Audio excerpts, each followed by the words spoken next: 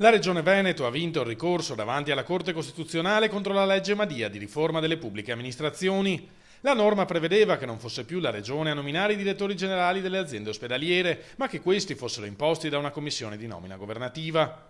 La Consulta ha dato ragione al Veneto, unica regione ad aver impugnato il provvedimento. La legge è incostituzionale e quindi illegittima perché, come evidenziato dagli avvocati del Veneto, avrebbe dovuto essere varata d'intesa con le regioni. È una sentenza storica, commenta a caldo il governatore Luca Zaia. Il centralismo sanitario governativo ha ricevuto un duro colpo. Continueremo a nominare i direttori generali della nostra sanità invece che doverli scegliere all'interno di una terna nazionale dove poteva esserci anche qualche responsabile di certi sfasci in giro per l'Italia. Ora il governo dovrà tornare al tavolo con le regioni.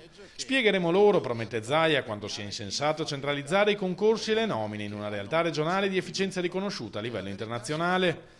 Tradizione di efficienza che invece non è propria di altre regioni e nemmeno degli apparati centrali, visti i livelli molto bassi delle graduatorie internazionali in cui si collocano i settori oggi gestiti direttamente dallo Stato.